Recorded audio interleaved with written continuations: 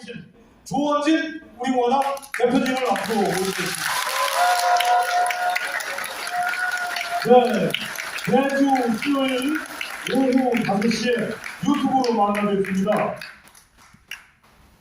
아주 반가운 얼굴이십니다. 워싱턴, 백악관, 그리고 국무성, 국방성, 출입, 수석기자, 재미방님을 모시겠습니다. 오늘의 주제는 한미연합에 대한 조원진 우리보다에 대한 그리고 기자님의 토크입니다. 네, 여러분 다시 한번 우리와 같은 박수와 함성 부탁드리겠습니다.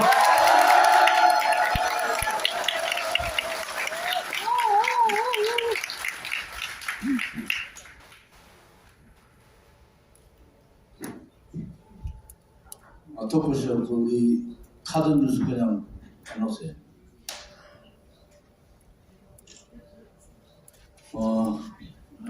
한미 정상회담 현장에서 워싱턴 현장에서 취재를 하시고 또 이번에 G7 일본 히로시마에서 G7 취재 활동을 마치고 어젯밤 11시 가까이에 한국에 오셔서 오늘 바로 세미나를 하게 됐습니다. 우리가 이제 흡정한 대표님께서 중요한 말씀을 하셨는데 한미 관계의 좌표는 또 문재인 좌파 독재 정권의 5년 동안 체제를 바꾸려고 했던 소위 친사회주의 국가로서의 전환을 하기 위해서 친러, 친중, 친북 행각을 했고 그 북한의 문재인 정권의 이 평화쇼에 대해서 우리가 엄청난 투쟁을 하고 있고 또 그 투쟁의 결과도 있습니다. 결국 그 친중, 친북 행각이 많은 국민들이 실체를 알게 된 상황이 있지 않습니까? 근데 물론 뭐 윤석열 정권더라도 사법적인 처리, 뭐 우리가 했던 인공위 김정은에 대한 하형식이나 또 현성을 왔을 때 반대 투쟁, 묵황의 망경봉 올 때 그 투쟁들을 대한민국의 자유민주주의 자유인들이 살아있다라는 모습들을 현성월이나 김여정이 볼 때 보여주는 것이 또 대한민국의 대한민국의 국민의 목소리다. 사실 솔직히 말해서 국민의힘은 저는 가치 자체가 없다 이래 보는 사람들이고요. 이번에도 흡병한 대표님이 과연 그 친공산주의 행각, 친사회주의 행각을 했던 문재인 정권의 또 우려 부분하고 윤석열 대통령이 지금 외교하에 나가는 부분에 있어서 우려 부분들이 또 있다 하는 부분에서 저는 대단히 공감하는 편입니다. 실질적으로 있는 현실 그대로 전달해 줄 수 있는 대한민국에 우파 정치인이 있는가? 없습니다. 오늘은 그런 측면에서 오른쪽에 있는 보수 언론들은 윤석열 정부의 외교 칭찬하기에 완전히 매몰되어 있고 왼쪽은 부풀려 가면서 끌어내리기에 매몰되어 있는데 우리 공화당 입장에서는 좀 더 현실적으로 우리가 한미동맹 강화를 요구했고 한미일 상륙 경제를 통해서 이 다자 방어체제 또 대중국 그 고립 정책 반중국 정책을 이제 연대를 해야 된다. 이것이 우리 공화당의 정책이지 않습니까? 우리 공화당은 창당 때부터 그런 기초를 가지고 시작을 했는데 그 기반은 기본적인 팩트, 사실에 기반해야 된다는 거예요. 사실. 여러분들 오늘 언론 방송에 듣지 못한 얘기들을 좀 할 겁니다. 사실에 기반된 얘기들을 해야 되지 않느냐. 특히 북한이 미사일을 매주 쏘고 또 7차 핵실험 준비를 끝낸 상태에 실질적인 핵 보유국인 북한의 문제를 함부로 다룰 수 있는가? 자와 우가 언론 또한 좌로 우로 나눠져서 심수봉대한다든지 혹은 그 국민들을 너무 희망에 부풀게 하는 그러한 잘못은 하고 있지 않는가라는 부분에 대해서 오늘 말씀을 좀 나눠볼 생각입니다. 백악관 출입을 우리 제리박께서 얼마나 하셨죠? 예, 정리수면 30년 됐네요.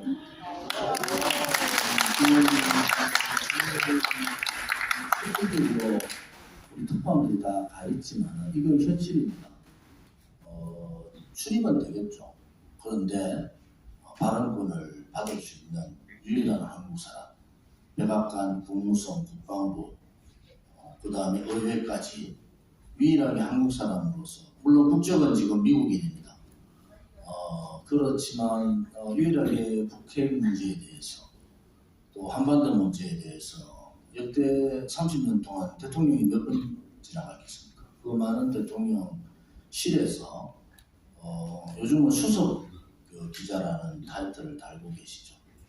그래서 뭐 한국에도 여러 정당들이 있고 힘센 정당들이 많고 또 지금 용산 대통령실에서도 제니박 수석 기자에 대해서 많이 압니다. 김태효 안보실장도 왜 우리 공화당 조원진이라는 사람하고 그렇게 가깝게 그렇게 대담을 하냐 할 정도로 옆에 차관이 그럴 정도의 분이신데 이렇게 우리 공화당의 뜻을 같이 하시고 또 제가 말씀드린 건 기자로서의 역할을 다 하시는 거 아닌가 그런 생각을 합니다. 우선 우리 오늘 오신 분들한테 한번 인사 말씀 한번 해주시죠. 네, 반갑습니다.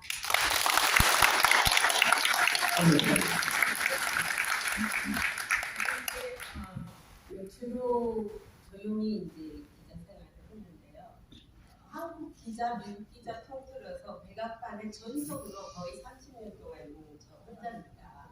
그래서 이제 책도 좀 읽고 싶고 그동안에 이제 미국의 대통령이 한국과 정상회담을 할 때 제가 거의 왔습니다.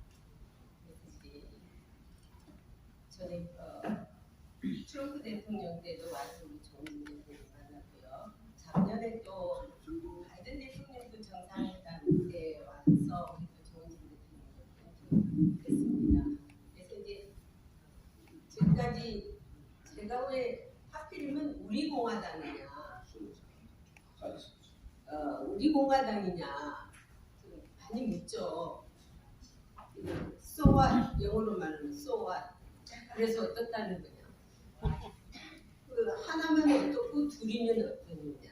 실적인 게 중요하지 않느냐고 제가 말하거든요. 지금도 많은 뉴욕을 하고 있는데 제가 생각이 같으면은요 하나는 둘이는 상관없습니다.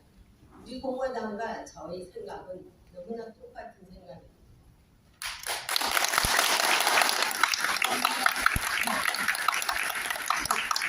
제가 좌파들이 좀 왔으면 하는 생각을 했는데요. 왜냐하면 제가 이제 안보를 거의 다 이제 온 나의 인생에 안보를 보고 일을 해왔기 때문에 안보라는 것은 이념과 사상을 초월하여 국가의 운명이고 또 나 개인의 운명입니다. 국가의 운명이 무너지면 나도 없습니다. 근데 좌파들은요 어떻게 된 머리가 어떻게 사고방식이 틀리는지 자기네들의 이념과 사상이 맞자면 안 보고 모시고 다 뭉개버리지 않습니까? 그래서 북한 핵이 어떻게 해서 통일이 되면 우리 핵이 되는지요.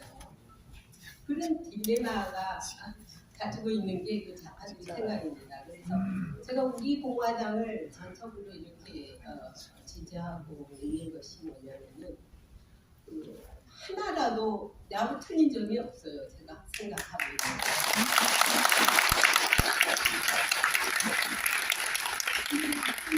대통령을 제가 정상회담 때 워싱턴에서 제가 만나기도 했고 그랬는데 그분도 억울하게 지금 탄핵이 되어서 이제 나오셨지만은 여러 가지 인권 운동이라든지 그 박근혜 대통령의 그 탄핵이 잘못됐다는 것도 워싱턴에서 제가 많은 보이스를 높였습니다. 그래서 이제 한 사람을 살 일이 많는데 거기 것까지 신경 쓰니까요. 진짜 몸이 두 개라도 모자라더라고요.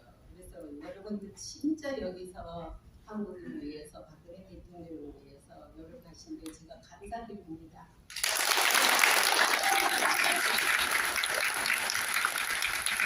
사실은 뭐 관계적으로 할 얘기는 아니지만은 대통령께서 외부 활동을 하시면은 우리 제니바 기자께서 CNA나 중국의 미국의 유력 그 언론 방송들하고 같이 대통령 가장 먼저 인터뷰를 했으면 좋겠다 요청을 했는데 유영아가 맡고 있으니까 되겠어요. 또 하나는 이제 우리가 한미 정상회담의 핵심은 워싱턴 선언 아닙니까? 워싱턴 선언.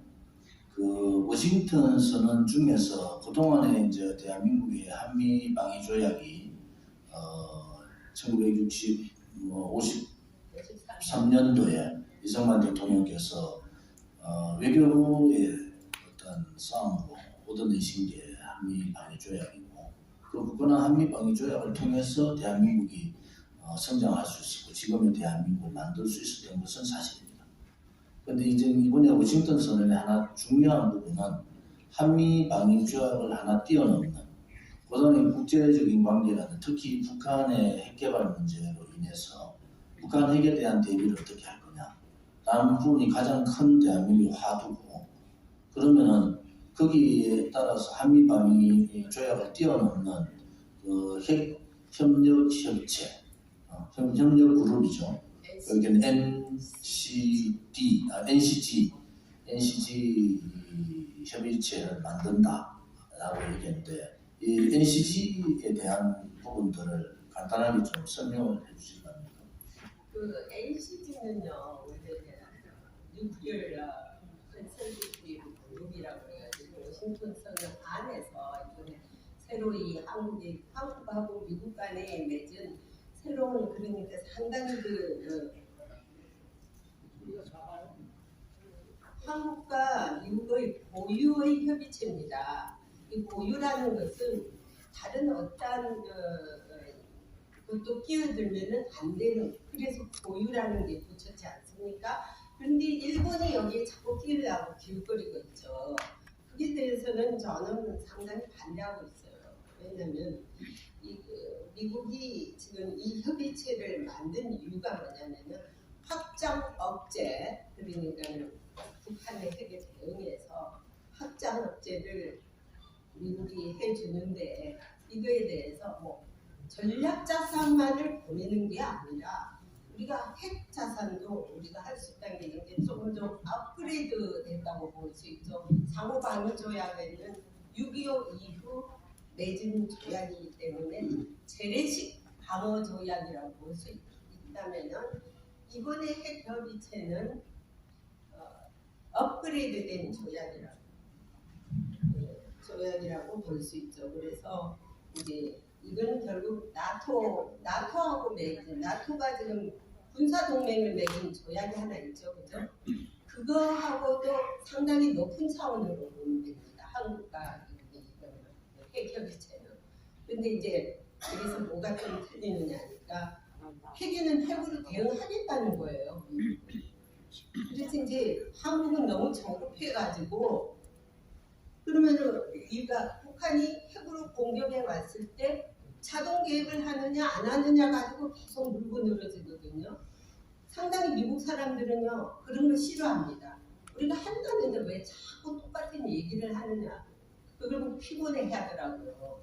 그러면은 마지막에 이제 생전에 안 나온 얘기가 있죠. 김정은 정권이 정말이라고 그랬지 않습니까? 북한이 만약 핵을 사용하면 김정은 정권이 정말이 된 것이다. 그 이에 막 더 이상의 월드가 없는 거예요. 예를 들어서 너 그 짓 하면 나한테 죽는다는 이상의 월드가 없는 거예요. 그러면 그걸 받아들여야 되는데 핵을 공유하니 뭐 이게 다 다 쓸데없는 얘기예요. 그래서 이번에도 김태우 안보실장이 한미 정상회담에서 브리핑에서 한국 기자들한테 핵 공유와 마찬가지다 하고 했을 때 백악관에서 발끈했지 않습니까? 제가 그거를 질문했어요. 백악관에서 직접 국가안보에서 아시아 담당 여관이라는 선임 실장님이 그거를 프리뷰를 했을 때 저를 제일 먼저 부르더라고요. 그래서 제가 거기에 대해서 질문하니까 단도직입적으로 저한테다가 직선적으로 얘기를 하는 거예요. 언제 우리가 공유하게 이 문제는 굉장히 중요한 문제예요. 에르도간이라는 사람이 지금 이제 싱가포르 대사, 아니요. 말레이시아 대사를 갔는데 갔어요. 이제 그 동아시아 특히 국제 이슈 이런 부분에 대한 담당자란 말이에요. 김태호 1차관이 1차장이 그 1차장이죠. 핵 공유 문제를 했을 때 바로 미국이 반발했다. 이건 뭐냐? 핵의 포탄을 공유라는 개념은 우리가 일반적으로 김태호 1차장이 좀 급했다는 얘기는 지금까지는 소위 재래식 무기에 의한 한미 방위 체제가 갖춰져 있고 유일하게 MD 체제, 미사일 방어 체제로서 하고 있는 거단 말이에요. 이제 사드를 이제 배치했고, 그거는 이제 미국의 명분은 주한미군을 보호하기 위한 그런 명분을 갖고 있는데, 이제 이번에 새로 만들어진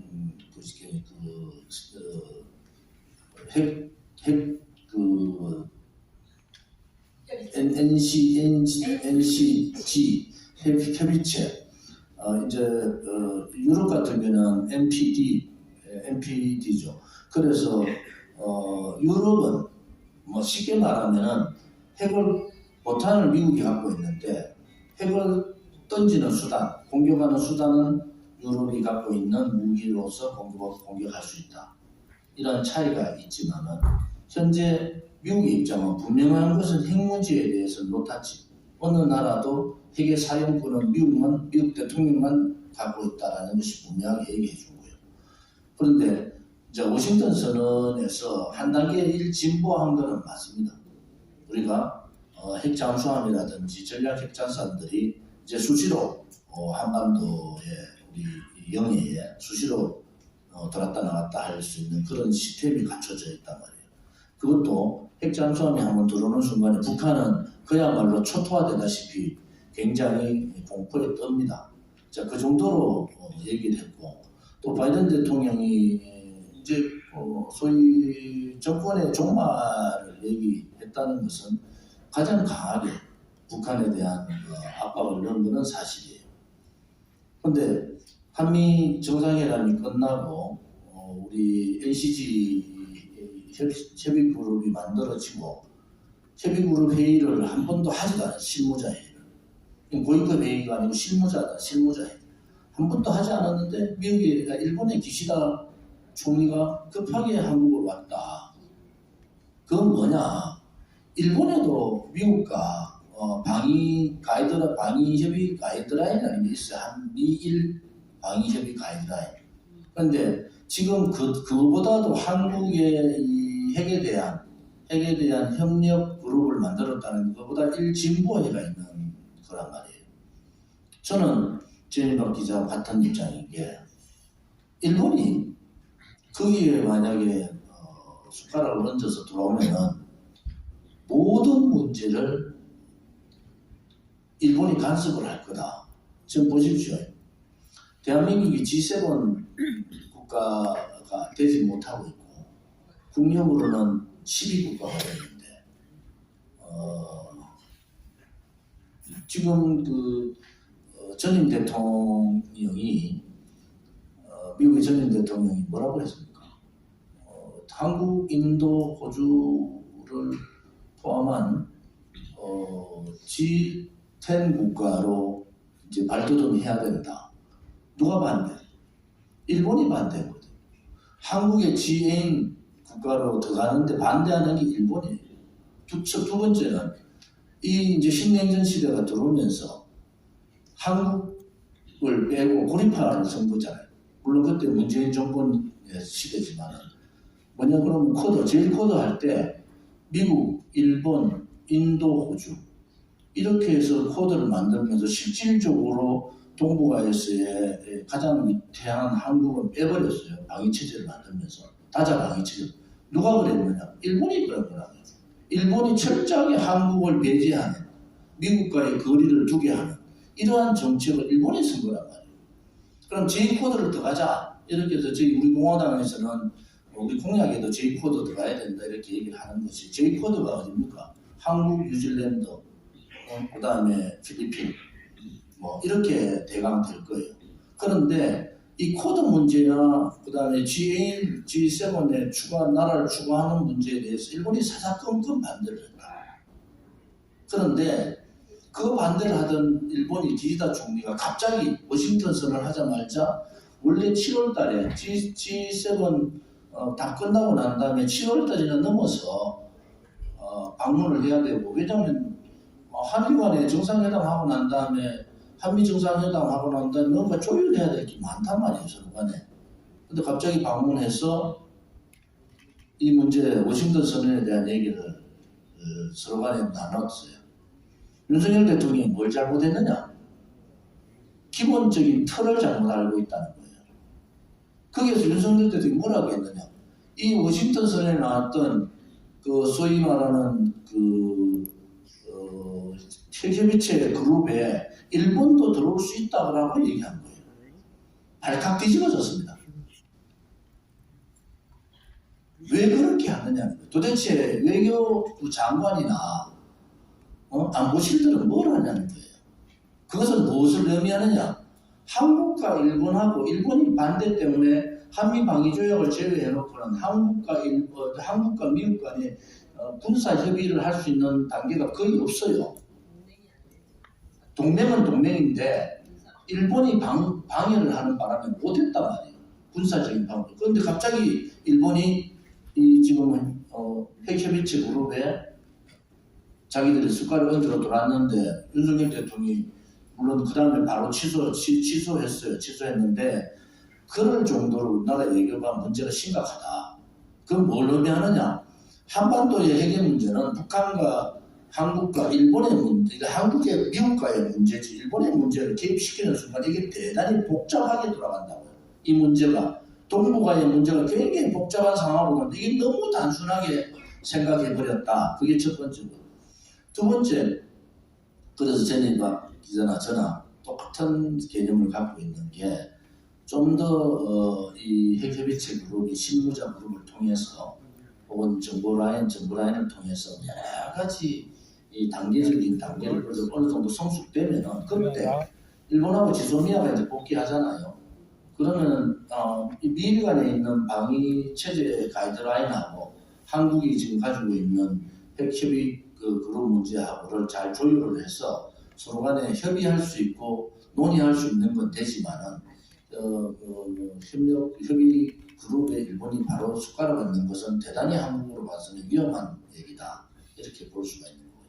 워싱턴 선언은 뭐 좌파에서 이런저런 얘기를 하지만은 굉장히 좌표를 잘 찍고 갔다. 그리고 신냉전 시대가 우리에 의해서 만들어진 게 아니잖아요. 러시아의 우크라이나 침공에 의해서 신냉전 시대가 만들어졌고, 신냉전 시대가 만들어지면서 발빠르게 윤석열 정부가 이 소위 자유우방국가, 미일, 그 다음에 우방 자유 G7, 또 한국, 이렇게 빨리 발빠르게 움직인 것은 대단히 잘하는 입장 아니냐, 그렇지 않습니까? 그래서 이번에도 G7에서도 이런 북한 핵 문제에 대해서 얘기가 나왔지 않습니까? 네, 맞습니다. 제가 오늘 이 자리에 와서 말씀드리는 것은, 제가 기자 생활을 하면서 현장에서 느끼고 보고 하는 실질적인 것이지 뭐 가상으로 한 말이 하나도 없고요. 만약에 저희 의견이 틀리더라도 여러분들의 생각과 조금 차이가 있다는 것이지 나쁜 틀리라는 것은 아니고요.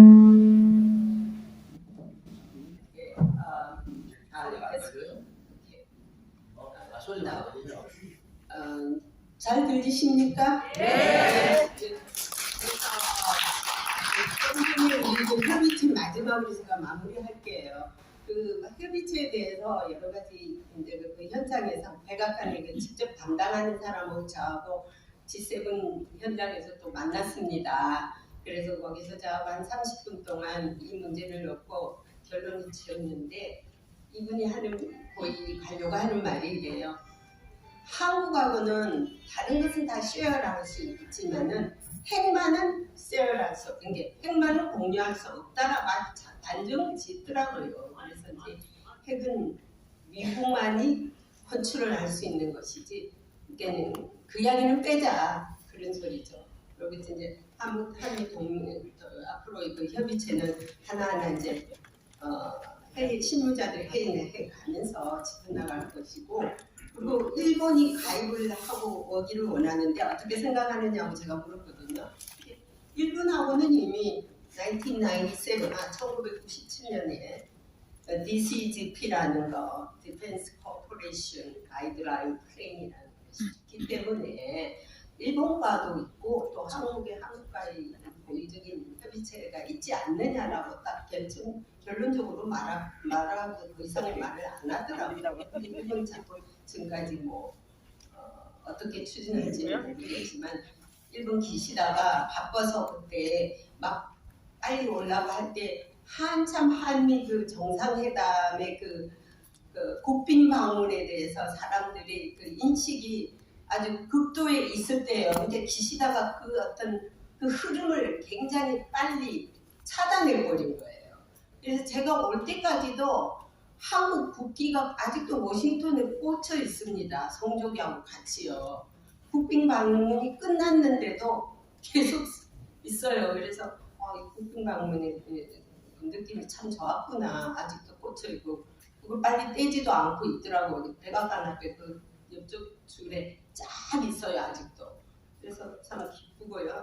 조금 전에 말씀하신 그 우리 조은진 대표님께서 말한 이번 G7 정상회담은 원래 대북관계 공조, 그다음에 여러 가지 경제 안보라든지 AI라든지 여러 가지 이슈는 있지만은 한국의 가장 적절한 이슈가 대북 문제 아닙니까? 근데 19일 첫날에 이 G7 정상들이 무슨 것을 의논을 했느냐면은 핵무기 없는 세상을 만들기 위해 핵 군축으로 가자. 그러니까 핵 군축에 집중 한번 해보자라고 선언을 했어요. 그래서 이거 큰일 나구나. 저는 핵 보유국은 참 좋은데 이것이 이제 그래서 제가 질문을 했죠. 국가안보실장이 이제 브리핑을 하더라고요. 근데 마치 저를 시켜줘가지고 제가 여러 사람이 있는데 이 질문을 했습니다. 답은 어떻게 나와? 제가 어떻게 모르느냐면은 이게 핵 군축 회담이 앞으로 지금 핵 보유국만 해당이 되느냐? 앞으로 이것이 핵을 가지고 있는 북한한테도 해당이 되느냐? 왜냐하면은 북한은 사실상은 핵 보유국이라고 인정은 안 했지만은 핵을 보유하는 국가가 맞습니다. 핵을 가지고 있는 나라 아닙니까? 그래서 이게 군축회담으로 가게 된다면은 테이블에 오기 위해서 북한을 핵 보유국으로 인정을 해야 되거든요. 국제사회가. 이게 상당한 큰 딜레마에 빠질 거예요. 이렇게 되면 한국에는 더욱더 위협적인 문제가 될 것이고 그래서 이제 그 국가안보 보좌관은 앞으로 시기적으로라든지 타이밍을 정하지 않았기 때문에 그 접근성에 있어서는 천천히 이제 논의를 해 나간다는데 약간 이제 북한 문제를 약간 회피하더라고요. 지금 말할 단계가 아니죠. 그렇죠. 이제 우리는 우려할 단계가 되는 거죠. 그래서 이제 한국의 그 외교부에서 상당히 여기에까지도 신경을 써야 되지 않을까 그렇게 생각하고 있습니다.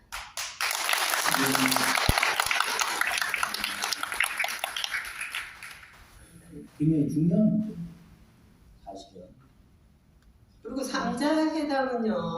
한미일 지금 워싱턴에 바이든이 이제 한국에서는 사실은 한미일 상륙 정상회담을 했다. 회담도 아니고 약식 회의 정도다. 저는 그래 보는 거고요. 실질적으로 한 20분 길게 잡아서 준비하는 것까지 한 30분 했다 하더라도 중요한 얘기를 나눌 수 있는 상황이 안 되기 때문에 바이든 대통령이 워싱턴으로 와라 우리 윤석열 대통령 지지자 총리를 그렇게 초청 형식을 취해서 그게 아마 9월달 정도 될 것 같은데. 예, 워싱턴에서 다시 보자라고 했거든요. 그런데 원래 이게 이제 제가 가지고 있는 프로그램을 보면 스케줄을 보면은 1시 30분에 열리기로 되었어요. 이게 이제 비공개인데 이미 끝났으니까 하는 말인데. 근데 1시 30분도 안 돼서 미리 연락해서 이게 이제 상당히 단축이 돼서 왜냐하면 이유가 있습니다. 우크라이나의 젤린스키 대통령이 갑자기 G7에 나타나지 않았습니까? 그러니까 바이든 대통령의 스케줄에 없던 것이 자꾸 밀리는 거예요. 바이든은 젤린스키는 꼭 만나야 되겠고 윤석열 대통령을 만난 지는 뭐 사실 따지고 뭐 몇 주밖에 안 됐지 않습니까? 지난달에. 그 다음에 기시다도 뭐 몇 개월 전에 만났고 이러니까 거기에 밀려가지고 우크라이나의 젤린스키를 만나야 되니까 그건 우리는 알지 않느냐. 삼국 공조 그러니까 새로운 수준으로 올라가자는 발전시키자는 거 외에는 없어요. 뭐 이미 아시다시피 대북 억제, 뭐 경제 안보, 또 한미 간 또는 3자 간의 그 인도 태평양 협력에서 서로 공조하자. 그다음에 이제 디테일한 거는 우리가 다시 워싱턴에서 이 삼국이 만나서 그때 가서 얘기하자라고 카드를 던져놨어요. 그게 아마 가을쯤 될 거예요.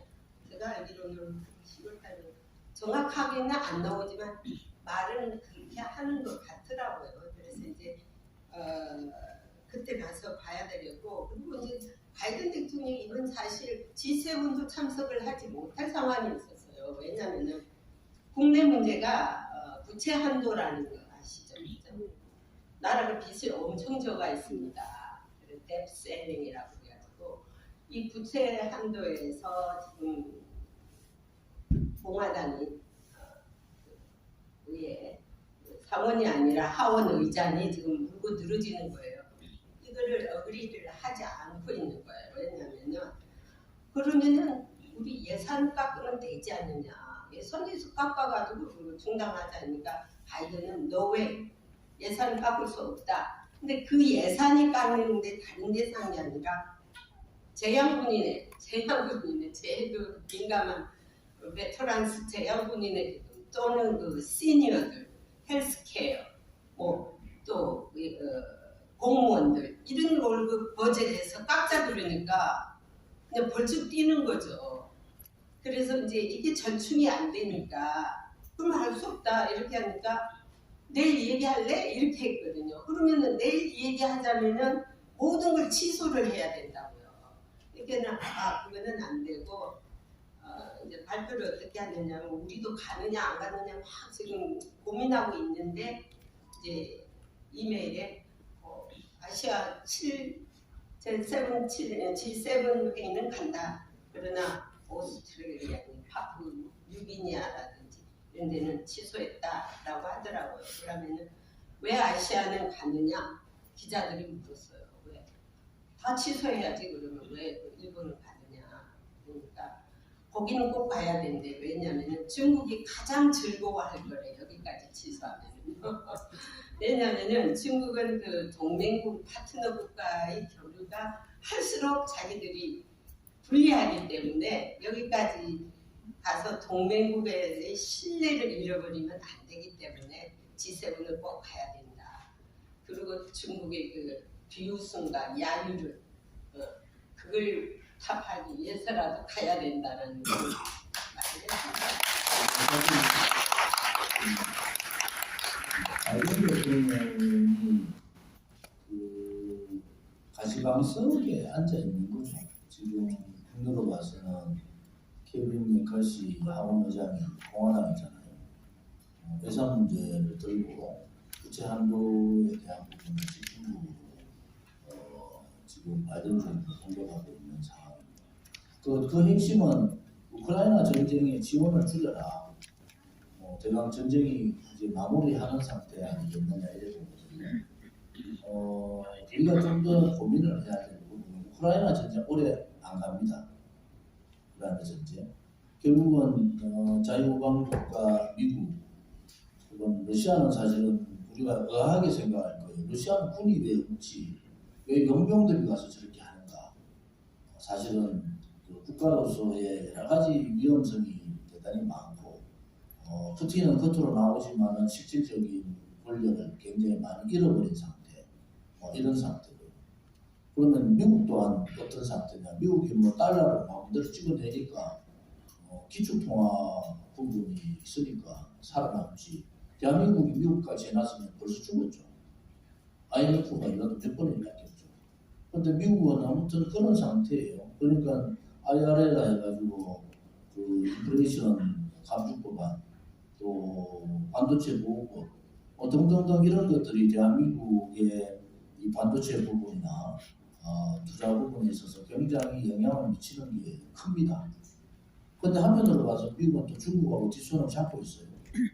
이미 바이든이 중국하고 벌써 해빙의 길을 모색을 하고 있다. 그건 뭐냐? 결국은 미국이 바라는 것은 강대국으로서의 중국은 인정해 줄 수 있지만 G2로서는 못하겠다는 거예요. 중국이 굴기에서 G2로서의 미국과 싸우는 상대로서 크게 되면 미국은 가만히 있지 않는다. 이 문제가 핵심이에요. 그러니까 이제 반도체 보호 법안이나 IRA 법안은 중국을 죽이기 위한 법안이고, 거기에 중국 투자를 많이 했는 한국은 거기에 직격탄을 맞고 있는 게 사실이에요. 그러면 그러한 부분들을 이제 지금까지 얘기는 워싱턴 선언도 그렇고 G7도 좋아요. 윤석열 정부가 좌표를 문재인 정권의 친중 친북 행각에서 좌표를 한미동맹 강화, 한미연대, 자유우방국가의 반중 연대를 한 그 좌표는 맞다 이거지. 그 좌표만 맞으면 되느냐? 우리 실리는 뭐냐? 반도체 법안에 대해서 어떻게 진행되는가 우리는 두 눈을 뜨고 똑바로 쳐다봐야 된다. 이번에 미국 가서 워싱턴 선언에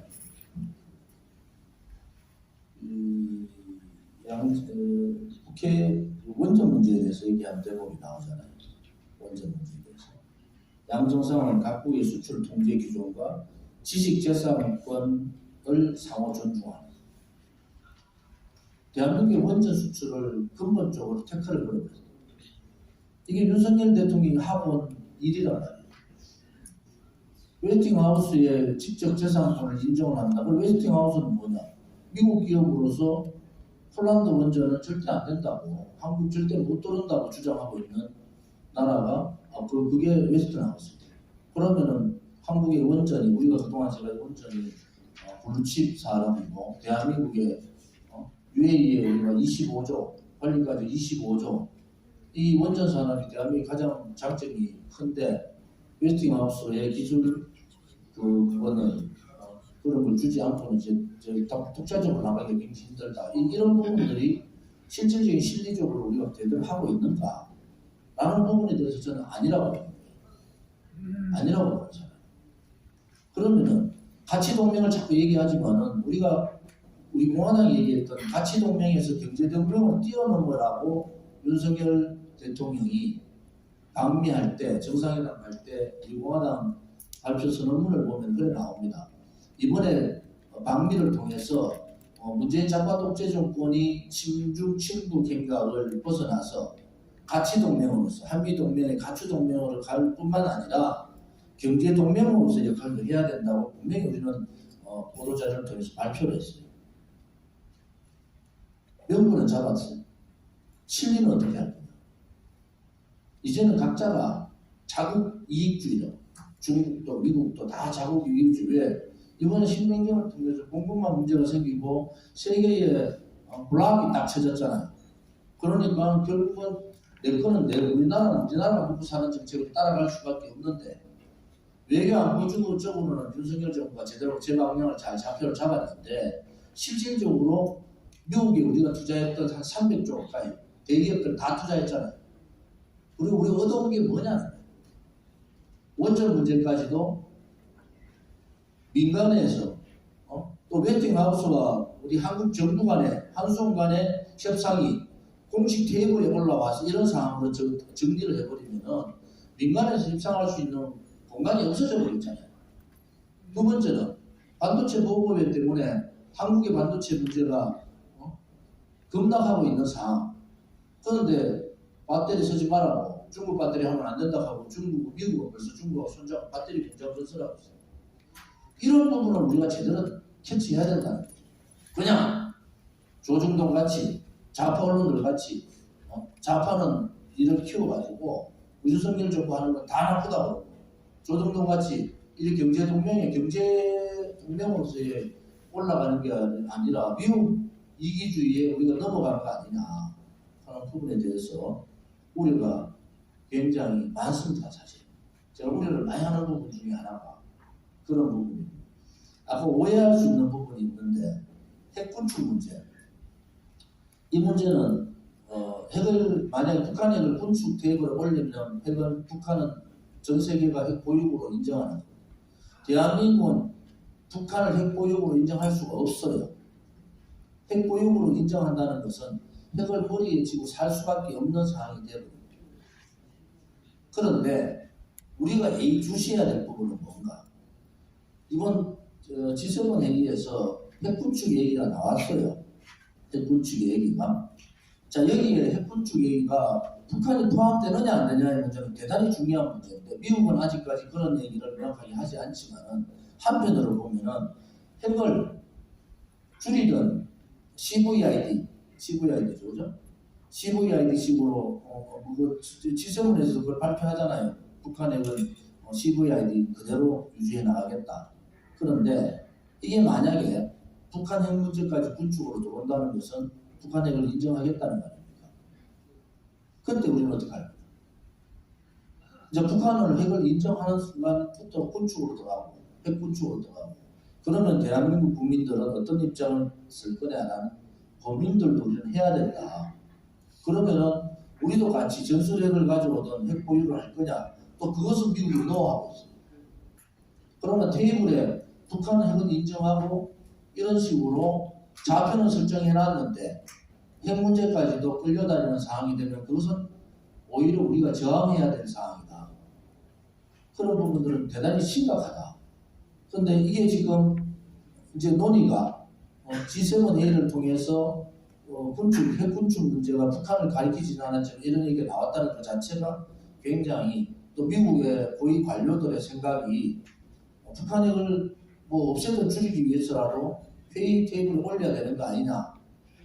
그거하고 군축하고는 다르잖아요. 그래서 우리가 미국의 생각을 좀 더 냉철한 입장에서 좀 볼 필요가 있다. 특히 핵 문제는. 그래서 우리가 만약 오른쪽이 윤석열 정부가 보수 정권이라고 하니까 그래도 한미 동맹을 강화하고 일본하고 그렇게 죽창가 부르던 문재인 정권하고 다르게 일본하고 잘 하고 있지 않냐. 그건 맞죠. 우리가 주장했던 거 그대로 하고 있죠. 단지 핵 문제하고 한국의 경제적인 이익 혹은 한국의 주요 산업, 원전 산업이라든지 반도체 산업이라든지 배터리 산업, 자동차 산업에 직경탄을 줄 수 있는 미국의 정책 행위들은 안 된다. 이런 부분들도 국민이 알아야 되잖아요. 근데 우리가 그냥 윤석열 정부가 얘기하는 얘기만 들어도 또 좌파들이 얘기하는 것만 듣는 게 아니고 우리 공화당으로서의 분명한 외교안보의 입장이 강하게 하지만은 우리 자국의 이익에 대한 부분들도 잘못 가는 방향이 되면은 그때는 우리가 어떻게 해야 할 거냐 이런 부분에 대해서 굉장히 생각이 좀 직접 대하시니까 생각 굉장히 단순하지 않지 않습니까? 이제 저가 이제 굉장히 오랫동안 이제 백악관에서 돌아가는 것까지 다 알지 않습니까? 들어가면 어디에 무슨 꽃이 꽂혀 있는지. 그러면요, 우리 한국하고 이 미국과는 이 컨셉의 차이가 참 많습니다. 그렇지 않습니까? 생각의 차이. 그러니까는 예를 들어서 노 뉴클리어 쉐어라고 할 때 쉐어라는 것은 한국에는 아무 생각 없이 했을 거예요. 공유하겠다는 건데 미국에서는 그게 굉장히 엄청난 차이라는 거예요.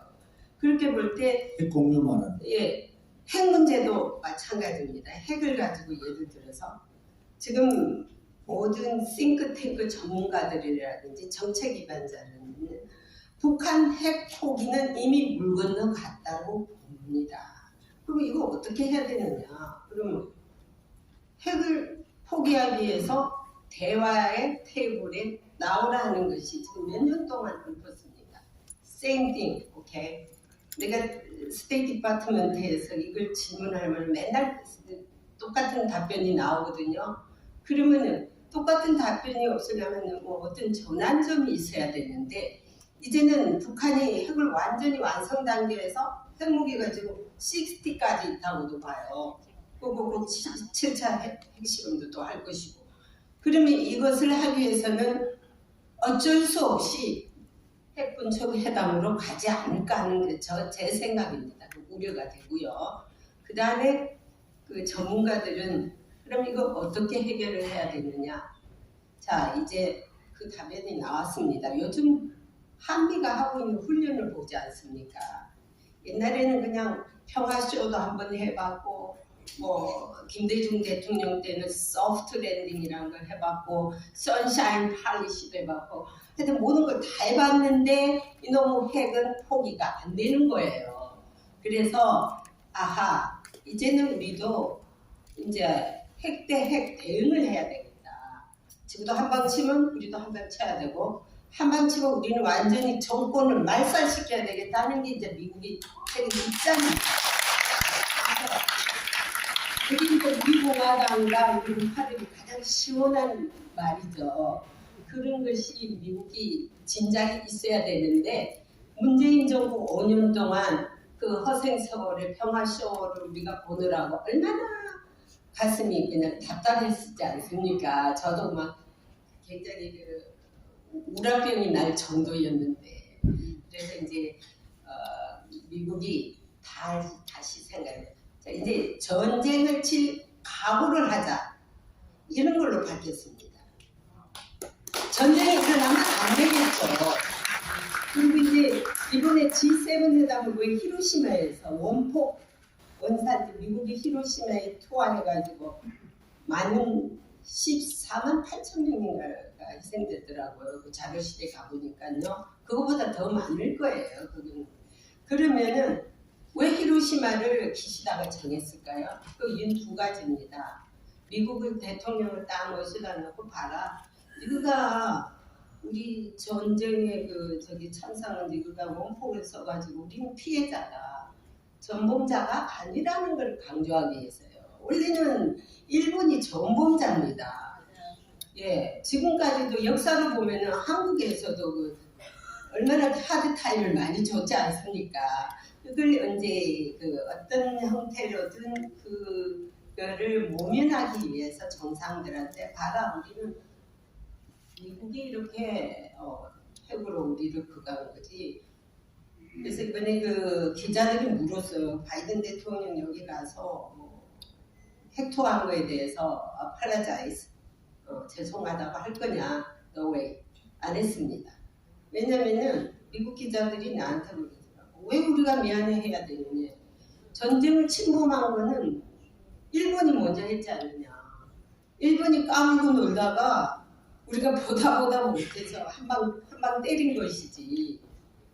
먼저 자기들이 전쟁을 일으킨 사람한테는 용서를 할 필요가 없다는 거예요. 그래서 이제 이것이 또 한번 북한의 김정은이 우리가 핵 전쟁은 절대 일어나서는 안 된다는 것이 뭐냐면은 백문이 불여 일견이라고 저도 말만 들었지 그 현장에 직접 가보니까 진짜 핵폭탄 참사가 볼 수가 없더라고요. 원폭 피해자들 기념관에 들어가 보면 저는 얼굴을 막고 다녔습니다. 이렇게 얼굴을 막고 그냥 보기가 싫어가지고 그래서 이제 위령제라든지 유령비라든지 이런 데서 이제 기시다가 저들은 이제 정상들을 모시고 다니면서 히로시마가 기시다 종이 고향이기도 한 지역구기도 하고요, 고향이기도 하는데 이번에 이제 저는 재밌는 것이 무슨 온 타운이 아니라 온 시리가 다 폴리스뿐이라는 거. 제가 이 폴리스가 어디서 우리 많이 하느냐니까는 일본은 전국 각지에서 4만 명을 동원을 시켰대요. 그 히로시마라는 조그마한 타운이더라고요. 거기 4만 명이 모였으니까 전부 보이는 건 폴리스밖에 안 보여요. 예, 그래서 그 한국에서 데모하면은 그 버스들 있잖아요. 버스들 나니까 다른 사람들이 전혀 가지도 없고 난 히로시마에 사람이 안 사나 이럴 정도였어요. 얼마나 괴로웠겠습니까? 나흘 동안. 그래도 이제 저희들은 이제 특별히 이렇게 이걸 달고 다니니까 항상 무사 통과를 하고 이제 했지만 우리 차량을 딱 보면 무사 통과 뭐든지 이제 우선적으로 하는데 제가 보면서 야, 그 히로시마 국민들은 굉장히 불편했겠다. 4만 몇천 명까지 데려가지고 또 데려가. 얼마 전에 아베 총리가 예, 테러로 사망하고 지다 총리도 테러를 당한 상태니까 네. 굉장히 위험하죠. 그리고 이제 북한 핵 문제도 핵 문제지만 인권 문제도 나왔거든요. 그러면 이제 한국도 솔직히 말하면은 한국의 그 북한에 지금 억류되어 있는 그 사람들 말을 해야 돼요. 왜냐면은 일본 아부다티브라 그래가지고 납치된 사람 문제를 꼭 어떤 회의에서든 언급을 하더라고요. 그리고 북한 핵 문제 테이블에서 왜 자기네들 일본 아부다티브 이슈가 나와야 됩니까? 그럼 좀 세퍼레이트 했으면 좋겠어요. 좀 분류를 해서 항상 핵 문제 이슈를 얘기하는데 일본 그 납치 문제가 나와가지고 항상 그 판을 깨버리거든요. 그래서 이걸 좀 분리해서 했으면 일본이 그 정도로 조금 그 뭐라 그럴까 자기들이 우선적인 거 자기들 이제 우리 대표님께서 아까 말씀하셨듯이 그 협의체 이것도 자꾸 한국을 디스크레이트 하지 않습니까? 그거는 뭐냐면 자기들이 우선 그 마치 한국이 자기들을 폴로하는 그런 이제 하기 때문에 우리도 이제 이렇게 되려면 국력이 신장이 됐기 때문에 한국 자체의 독립적인 협의체가 필요하지 않을까 생각합니다. 그래서 윤석열 대통령이 이 기회에도 한국의 온 협의체를 만들어서 일본을 못 들어오게 한다든지 그래야 되는데 무슨 한미 핵협의에 차다가 일본은 또 문을 열어놓고 있겠다 하면 또 안 되죠. 지금 그래서 9월달이나 뭐 그쯤에 워싱턴에서 한미일 정상회담에서 열리면은 안보에 대한 부분, 그러니까 북핵 문제에 대해서 핵 보유국으로 인정할 수가 없다. 이 선언을 명확하게 해야 됩니다. 두 번째는 가치 동맹을 얘기하지만 이제 경제 동맹으로서 지금 말했는 이 원전의 웨스팅하우스의 기술권 문제, 그다음에 반도체, 인플레이션 억제 보관, 반도체 보호 보관 뭐 이런 부분에 대해서 한국 기업들이 대단히 많은 피해를 보고 있지 않습니까?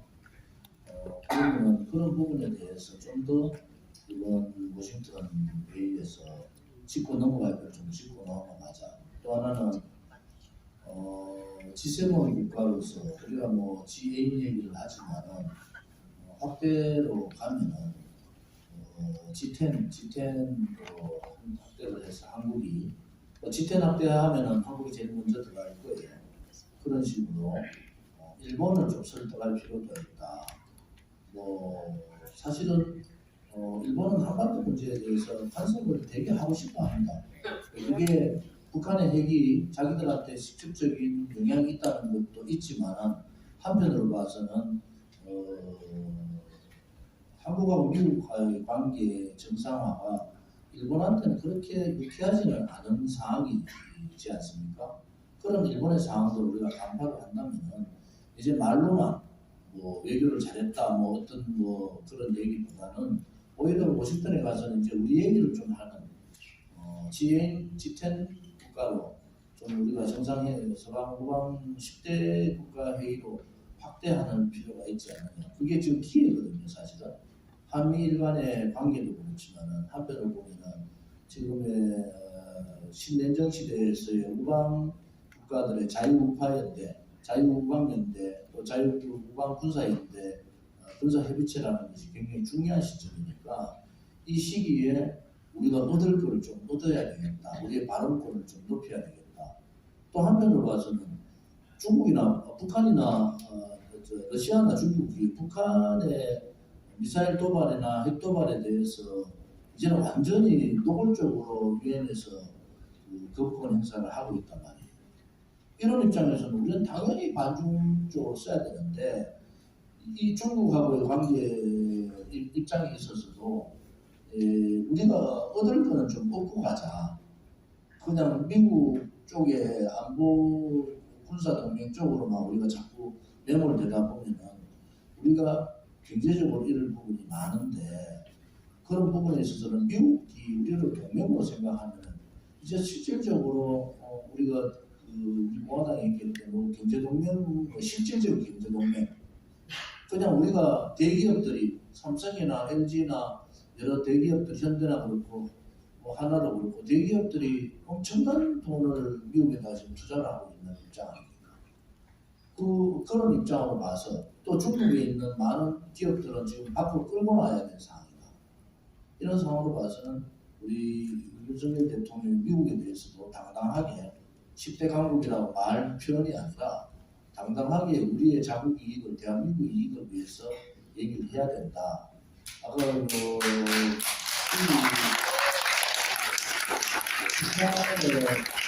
지금 핵 보유 문제가 우리가 너무나 큰 문제 같지만은 이거는 시간이 흐르면은 그런 상황이 올 수밖에 없는 상황이 될 것 같아요. 지금 여러 가지 상황으로. 그래 됐을 때 우리는 전술핵 문제라든지 핵 개발 문제라든지 이런 부분들을 자연스럽게 제가 전술핵 핵 개발을 반대하고 있잖아요. 그런데 그건 무슨 뜻이냐? IAEA에서 우리가 할 수 있는 탈퇴를 했을 때 경제적이나 국가의 신뢰도나 영향을 우리가 감당이 불가합니다. 그런데 자연스럽게 국제적으로 우리가 어쩔 수 없이 전술핵이나 핵 개발을 할 수밖에 없는 상황을 우리의 주장에 의해서가 아니라 국제적인 역학관계에 의해서 자연스럽게 우리가 접근하는 것은 가능하다 이렇게 보는 그거는 IAEA의 통제라든지 그러한 나름대로의 영향력을 덜 받는다 그렇게 해야 되는 그게 좀 전략적으로 그렇게 가야 된다 이런 입장이거든요. 이번에 신냉전 시대에 돌입해서 우리가 급박하게 지금 외교 부분에 윤석열 정부가 나서고 있잖아요. 한일, 한미 정상, 그다음 G7 그리고 한중, 한독 이렇게 쭉 가고 있는데 우크라이나 전쟁에 대해서 미국의 생각은 어떻습니까? 이게 우크라이나 전쟁을 제가 물어보는 게요. 우크라이나 전쟁이 끝나는 그 변곡점이 대단히 중요할 때입니다. 우크라이나 전쟁이 끝나면서 세계의 질서가 다시 재편되는 상황들이 올 것 같단 말이에요. 그런 부분들을 우리가 예의주시하고 고민을 해야 된다. 이런 입장에서 좀. 이제 상당히 잘 짚으셨는데요. 우크라이나 전쟁이 중이기 때문에 지금 한반도가 더 위험하고 있습니다. 우크라이나 전쟁이 끝난 그 시점에서부터요. 중국은 타이완을 침공할 것이라는 전문가들 미국의 전략사령부에서도 나왔고요. 그러면은 중국은 절대 타이완을 포기하지 않습니다. 왜냐하면 그게 1년이든 2년 안에 반드시 전쟁이 일어날 것이라는 것이 80% 이상의 전문가들이 얘기해요. 그렇게 되면 어떻게 되느냐? 시진핑이가 전략적으로라도 북한을 이용할 겁니다. 한반도에서 어떠한 국지전이라도 일어나줘야지 주한미군의 움직임이 별로 텐션이 안 되거든요. 그걸 견제하기 위해서라도 북한에 신호를 보여서 북한의 국지전을 일으키게 할 것입니다. 그래서 더 위험해지지 않느냐 한반도가. 지금 우리가 우크라이나를 걱정하고 무기를 줘야지 할 때가 아닙니다. 당면 과제에 대해서 우리 한반도의 위협적인 걸 위해서 준비를 해야 될 시기에 그래서 이제 상당한 그 관계를 깊숙이 봐야 되고 또 중국이 경제적으로는 아주 미국을 필요로 하고 있어요. 왜냐하면 그 사람들은 정치는 공산당이면서 자본주의를 하고 있지 않습니까? 그래서 사실은 물밑으로는요, 저 패권 경쟁을 두 미중이 하고 있지만 물밑으로는 뭐 무역도 하고 있어요. 배터리 공장을 뭐 미국에다 갖다 놓고 자기네들은 할 일 다 하면서 한국 보고는 야 중국 배터리 쓰지 마라 하고 뭐 보조금도 카트하고 그거에 대해서는 상당히 저희도 불만입니다. 아니 미국이 자기들 다 하면서 왜 한국은 또 못하게 하느냐. IRA법을 적용을 해서 그 반도체라든지 그에 대해서 우리 외교부가 더욱더 신경을 써야 하지 않을까 생각을 해요. 하지만은 문재인 정권 때 보면은요 양다리를 거쳤죠. 중국은 경제를 위해서, 그 다음에 미국은 안보를 위해서. 근데 바이든 정권이 들어서면서 노웨이 호세 이게 아니다 이거죠. 중국하고는 끊어라. 경제든 안보든 미국에 붙어라. 그걸 확실히 원하는 거예요 미국이. 그래서 전략적 모성을 이번에 전략적 명확성으로 바꿔놓은 거예요. 그것을 윤석열 정부가 지금 시도를 하고 있습니다. 자, 그러면 전략적 명확성을 하기 위해서 미국이 완전히 한미관계 동맹이 했고 붙었다고 합시다. 미국이 완전히 생각을 하는데 그러면 앞으로 한국이 짊어져야 할 위협성이 무엇이냐. 지금 와서는 한국은 중국하고 이제 미국하고는 완전히 결별이야. 노웨이. 더 가까워질 수도 있다는 것에 중점을 둬야 됩니다. 그것이 뭐냐면은 경쟁을 하되 분쟁은 하지 않겠다고 했거든요. 전쟁을 하지 않겠다는 겁니다. 미국은 전쟁을 싫어해요. 솔직히 말해서. 지금 우크라이나 사태가요. 미국이 임발부된 전쟁이라서 이미 끝났습니다. 미국이 절대 임발부 안 무기는 얼마든지 대줄 테니까 너희들이 전쟁해. 그렇잖아요. 자, 한국 전쟁도 이제는 그런 단계에 오지 않을까 하는 저희도 우려를 했습니다. 그게 뭐냐면은 전시작전 통제권이라는 것을 빨리 내놔라 그랬지 않습니까? 문재인 때. 그 전시작전 통제권을 딱 준과 동시에 미국에는 책임이 없어요. 그래서 우리가 이것을 위해서라도 상당히 우리가 조심스럽게 접근해야 되는 게 우리가 뭐 통제권을 가지고 있는 그 뻑이고 뭐 그럴 지금 여유가 아닙니다. 우리는 미국이 지휘권을 있어야지 그 책임을 물을 수가 있어요. 그래서 전시작전 통제권도 박근혜 대통령 때 상당히 이것도 묶어 놓았더라고요. 그죠? 그래서 그거 상당히 잘한 것으로 보고 있습니다. 그래서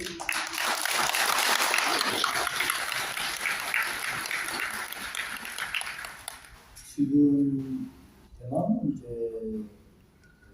중국이 대만을 어떻게 할 거냐, 또 대만 문제하고 한반도의 남북 문제가 어떻게 전개될 건가, 북한이 핵을 보유하는, 지금 보유는 하고 있죠. 그걸 국제적으로 인정할 때 군축회담을 통해서 할 때 한국의 위치는 어떻게 가져갈 거냐. 제가 대만 전문가들하고 좀 얘기를 해봤더니 대만이 며칠 버틸 수 있느냐는 얘기를 하더라고요. 대만이. 여러분들이 생각할 때 대만이 중국이 들어오면은 한국과 같이 저항을, 그렇게 강력한 저항을 할까요? 대만의 정당에 제1정당은 이미 저쪽에 북경하고 왔다 갔다 하고 있잖아요. 결국은 대만은 자국이 있는 이익으로 돌아가잖아요. 결국은 대만은 자기들이 봤을 때 홍콩과 같은 그러한 입장을 견지하지 않겠느냐. 그래 되면은 엄청난 대만 기업인들, 대만 일반 사람들은 대륙에 대한 꿈들이 있고 대륙에 가서 장사할 분들이 여러 가지 있는데 미국이 그걸 통제할 수 있느냐. 대만 정부가들 얘기는 3일을 못 버틴다는 거예요. 중국이 침략하면. 그러면은 이제 결국은 미국이 어떤 입장을 가져갈 거냐. 또 거기에서 대만이 그런 상황으로 갈 경우에 뭐 대만은 여러분들 중국과 대만은 자기들끼리 같은 말을 쓰는 나라고 같은 민족이라고 보는 생각, 민족은 다르지만 또 워낙 많은 민족이 있지만 근데 전문가들 생각은 굉장히 소름 끼치는 얘기를 한단 말이에요. 그래도 그런 면에 있어서 쉽게 우리 대한민국하고 대만을 같이 인식을 같이 보면 큰일 납니다. 우리는 만약에 통일되면은 모든 통일 지구를 우리나라가 해야 되고 북한의 지금 그 경제 상황들이 30년, 40년, 50년 가서도 우리가 감당할 수 없는 상황으로 전개되고 또 한편으로 보면 이게 자유민주주의 통일을 해도 그런 상황인데 이게 사회주의 통일이 되면 나라 망한다 이런 긴박감이 있잖아요. 그런데 대만은 그렇지 않아요. 그래서 이런 대만 문제를 한반도 우리 한국의 인식대로 북한 이꼬로 중국이고 한국 이꼬로 대만이다 이런 인식으로 가면은 굉장히 인식에 오류가 생길 수가 있다. 그래서 우리가 대만 문제를 보는 시각도 굉장히 예의주시해야 된다. 그래서 지금 미국의 많은 사람들은 중국이 대만을 침공한다 이렇게 보는 거예요. 근데 그것을 막기 위해서 미국은 전략적인 요충지뿐만이 아니라 여러 가지 상황으로 봐서 중국이 대만을 만약에 흡수하게 되면 대만의 첨단 산업들이 다 중국으로 넘어가는 거 아니겠어요? 그것을 두려워하는 거죠. 그래서 그런 부분이 만약에 전개됐을 때 북한이 가만히 있겠느냐는 거예요. 북한이. 그래서 지금 윤석열 정부가 하고 있는 다자 안보 체제, 특히 이번에 워싱턴 선언, 또 우리가 A인 국가로 들어가자는 거, 또 하나는 J-코드에 들어가자는 이러한 얘기들은 굉장히 중요한 얘기잖아요. 한국의 생존이 달려있는 문제잖아요. GN에 들어가는 순간에 북한의 핵을 인정을 할 수 없잖아요. 우리가 반대하고 하면은. 자, 그러면은 그러한 거를 이제는 미국한테 내줄 만큼 다 내줬다. 저는 그래 봐요. 외교적으로 얻었다 하지만 저는 얻은 것보다 내준 걸 다 내주고 그랬더니 이번에 워싱턴 선언이고 이 G7 회의다 이래 보거든요. 그러면은 이번에 9월에 있는 워싱턴 한미일 그 3국 정상회담에서는 이제 우리가 실리 챙길 거 좀 챙겨보자. 이게 오랜 시간이 아닌 것 같아요. 그래서 우리는 대만 설마 70년간 저랬던 대만이 중국이 그래 할 수 있느냐? 중국은 돌파구가 없습니다. 지금. 쉽게 말하면. 그래서 중국의 국내 정치에 용도 있지만은 중국이 여러 가지 상황으로 돌파를 하지 왜 미국이요? 반도체뿐만 아니라 다 묶어버렸어요. 중국이 여기서 다 묶여버렸어요. 그리고 중국은 14억 인구 중에서 시골에서 도시로 와서 노동하는 노동자들이 이 사람들을 먹여 살리지 않으면 민공이라고 그러죠. 그 사람들을 먹여 살리면 3억, 4억이 스트라이크를 일으킨다. 지금도 중국은 남부에서 매일 데모가 일어나고 있잖아요. 그런 상황이고 지금 3차 전명대는 그 중국의 학생들이 졸업하면 일자리를 만들어줘야 되는 게 중국의 딜레마인데 그게 기본적인 그 성장률이 7%입니다. 7%를 도달하지 못하면 그것은 어렵게 되잖아요. 그럼 그 다음에 지금 부채가 엄청나게 중국이 많단 말이에요. 그러면 그런 상황으로 우리가 대비해 보면은 중국의 사태도 대만 문제가 국내 정치를 선도하기 위한 방법도 그것을 바깥으로 돌려주는 방법이기도 하다. 그래서 우리가 남의 일이 아니고 중국의 대만 침공이 그렇게 멀지 않은 날이 있다 이래 보는 거죠. 그리고 지금 미국이 생각하는 것도 제가 아까 말씀드린 대로 미국하고 자꾸 견주지 마라. 그 대신에 제2의 강자로서는 인정하겠다는 쉽게 말하면 그런데 무대하고 싸우려고 하지 마라 이거거든요. 그래서 거기에서 한국이 외교 안보 문제라든지 경제적인 문제들을 어떻게 잘 풀어갈 거냐 하는 것도 오늘 토크쇼의 하나의 의미이기도 합니다. 북한 문제 한번 얘기해볼까요? 저기 조금 있다가 어디 저기 총들한테서 좀 더 질문 받을 시간. 지금 오늘 5시 반까지 거절해야 돼요. 6시부터 다른 회의가 있어서 그래서 좀 더 얘기하다가 질문들을 써서 받을까요? 좀 질문하실 분들 메모를 해서 좀 주시면은 메모를 받아서 궁금한 사항 아무거나 하세요. 생각을 꼭 했기 안보 때문에 문제 아니든 지금